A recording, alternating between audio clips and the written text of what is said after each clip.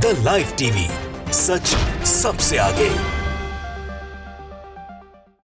नमस्कार, मैं हूं रंजीत झा और आप देख रहे हैं द लाइव टीवी। मुसलमानों की आस्था पर चोट करने का सिलसिला थमने का नाम नहीं ले रहा है। कट्टरपंथी हिंदुत्ववादी संगठन हमेशा इसी फिराक में होते हैं कि कैसे मुसलमानों की भावनाओं को आहत कर दिया जाए। इसके लिए सबसे अधिक सॉफ्ट टारगेट जो है वो मस्जिद है। मस्जिद पर मंदिर होने का दावा करते हैं, फिर मामला कोर्ट पहुंच जाता है और कोर्ट में कोर्ट कमिश्नर नियुक्त कर दिया जाता है। फिर विवाद शुरू हो जाता है, दोनों पक्ष कानूनी लड़ाई लड़ने लगते हैं। जबकि इन सब पहलुओं पर प्लेसेज ऑफ वर्शिप एक्ट का भरपूर उल्लंघन कर दिया जाता है। जो ताजा मामला सामने आया है वो महाराष्ट्र से है, जहां पर सैकड़ों वर्ष पुरानी मस्जिद को मंदिर बता दिया गया है और इसको लेकर आनन फानन में जिला कलेक्टर ने उस मस्जिद पर ताला लटकाने का आदेश दे दिया है। ऐसे में वहां बवाल मचना तो तय है।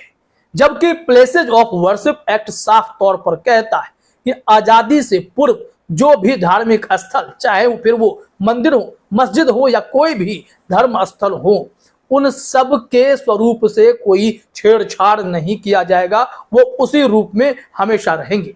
सिर्फ राम मंदिर को उसमें अपवाद के तौर पर रखा गया था, बावजूद इसके बाकी तमाम मंदिर हो या मस्जिद हो उसे कोई हाथ तक नहीं लगा सकता है। अब देखिए, समय के साथ बीते 8-9 सालों में हिंदू मुस्लिम इस कदर हो चले हैं, इतना नफरत बढ़ा दिया गया है देश में कि हर हिंदुत्ववादी संगठन तमाम मस्जिदों पर मंदिर होने का दावा करने लगे हैं। महाराष्ट्र से जो खबर आई है पहले वो देखिए, चर्चा तो चलती रहेगी। जरा देखिए अपने स्क्रीन पर।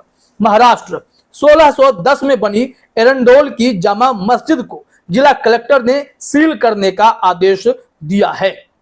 यह मंदिर अगर 1610 में बनी है तो कम से कम मान लीजिए 400 से भी अधिक वर्ष इसके हो चले हैं। इतनी पुरानी मस्जिद पर भी जिला कलेक्टर ने सील करने का आदेश दे दिया। ये कहां तक न्यायोचित है? क्या यह जानबूझकर मुसलमानों को प्रताड़ित करने का एक हथकंडा नहीं है जो प्रशासन लगातार कर रहा है? कैसे ज्ञानवापी को लेकर विवाद खड़ा हो गया, कोर्ट कमिश्नर इस मामले में नियुक्त कर दिया जाता है कि सर्वे करके बताइए। अब यहां महाराष्ट्र में भी वही खेल शुरू कर दिया गया है। देश भर में जितने भी मस्जिद हैं, हर चालाकी से यही कोशिश है कि उसे मंदिर बता दें और उस पर विवाद खड़ा करवा दें। इसमें क्या जानकारी डिटेल में है जरा अपने स्क्रीन पर आप देखिए। यहां कहा गया है कि महाराष्ट्र के खानदेश क्षेत्र के एरंडुल शहर की जामा मस्जिद को बीते दिनों जलगांव के जिला कलेक्टर ने सीआरपीसी की धारा 145 के तहत सील करने का आदेश दिया है। यह मस्जिद 1610 में अलाउद्दीन खिलजी के शासनकाल में बनी थी। अब ऐसा करने से जो वहां लोग 5 वक्त का नमाज पढ़ते थे वो सब खतरे में पड़ चुका है, क्योंकि उस इलाके में जानकारी है कि धारा 144 भी लागू करवा दिया गया है। आखिर इतनी आपत्ति हिंदुत्ववादी संगठनों को क्यों है? क्यों उस मस्जिद पर मंदिर होने का दावा कर दिया गया है और जिला कलेक्टर ने उस पर कार्रवाई भी शुरू कर दी है? क्या यह प्लेसेज ऑफ वर्शिप एक्ट का भयंकर उल्लंघन नहीं है? इस बात को लोग क्यों नहीं मानते? फिर कैसे मामला कानूनी होने लगता है, यह समझ से परे है। आज के डेट में बड़े बड़े मस्जिदों पर नजर है। कोशिश यही है कि कैसे हिंदू मुस्लिम सौहार्द को बिगाड़ दिए जाए, कैसे इन लोगों के बीच खाई बढ़ा दी जाए। सिर्फ यही कोशिश लगातार की जाती है। मुसलमानों के खिलाफ बड़े बड़े सम्मेलन किए जा रहे हैं, उनके आर्थिक बहिष्कार का ऐलान कर दिया जाता है। और महाराष्ट्र जैसे राज्य में जहां बीजेपी सत्ता खेल रही है, तो दूसरी तरफ ये मंदिर मस्जिद का भी खेल वहां पर शुरू कर दिया गया है, जो कतई उचित मालूम तो नहीं ही पड़ता है। इस मामले में क्या जानकारी है जरा अपने स्क्रीन पर देखिए। मिल्लत टाइम्स की रिपोर्ट के मुताबिक मस्जिद के ट्रस्टियों और स्थानीय लोगों ने बताया है कि पांडुवाड़ा संघर्ष समिति नाम के एक हिंदुत्ववादी संगठन ने दावा किया है कि यह पांडुवाड़ा मंदिर था जिसे मस्जिद बनाने के लिए ध्वस्त कर दिया गया और उसकी जगह पर कब्जा कर लिया गया था। इस मामले में याचिका पहुंच गई जिलाधिकारी के पास और जिलाधिकारी पक्षों की सुनवाई करने के बाद इस मामले में आदेश दिया कि जाइए मस्जिद को सील कर दीजिए। ये कैसे बर्दाश्त के भी काबिल होगा। ये देश भर में यह कोशिशें चल रही हैं, मैं बार बार कह रहा हूं। वक्फ बोर्ड से जमीनें वापस लेने की कोशिश हो रही है। इसके अलावा कई जगह आप देखेंगे कि ईदगाह है, मदरसा है, मजार है, हर किसी को ध्वस्त करने का काम शुरू कर दिया गया है।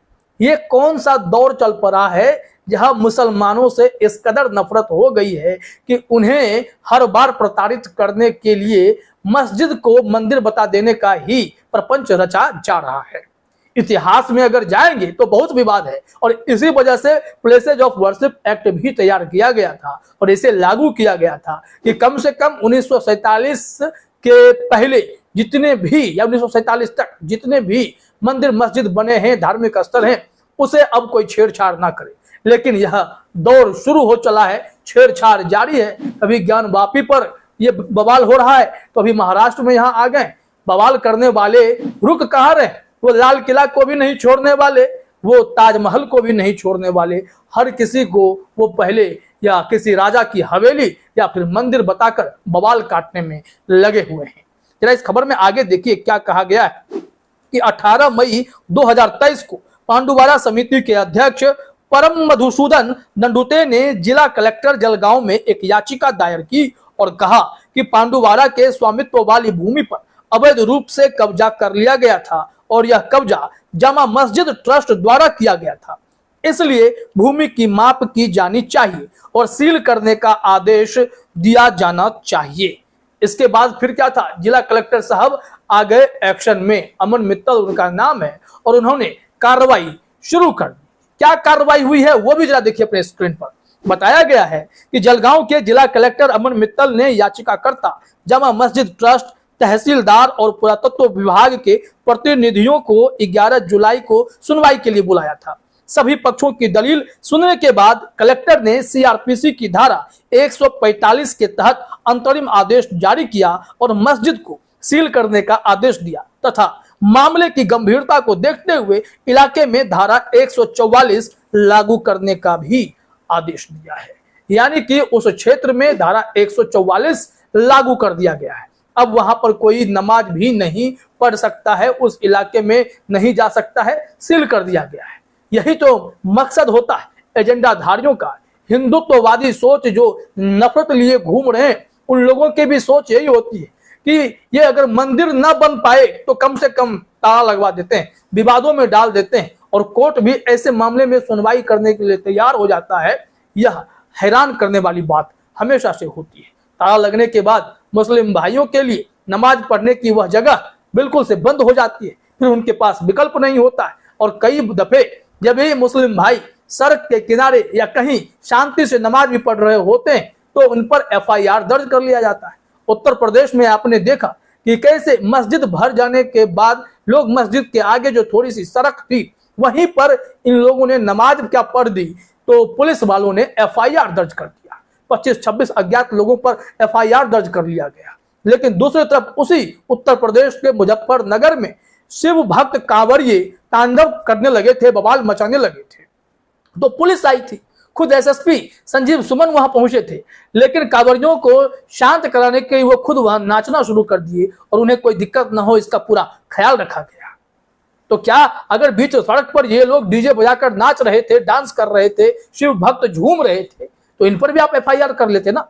फिर मस्जिदों पर या मुसलमानों पर ही हमेशा टारगेट क्यों है कि मुसलमान अगर खुला में नमाज पढ़े तो केस हो जाएगा, अगर मस्जिद है तो उसे मंदिर बता दिया जाएगा, घर में नमाज पढ़े तो केस हो जाएगा। फिर यह किस ओर हमारा देश जा रहा है, इसका जवाब भी तो ढूंढना ही पड़ेगा। क्योंकि अलाउद्दीन खिलजी के समय बनी मस्जिद को भी अगर यहाँ पर मंदिर बताया जाएगा तो फिर देश में कुछ भी हो सकता है, ये सोचना पड़ेगा। इसलिए बवाल वहां मचा हुआ है। फिलहाल इस वीडियो में इतना ही। आप सभी का हमसे जुड़ने के लिए बहुत बहुत धन्यवाद।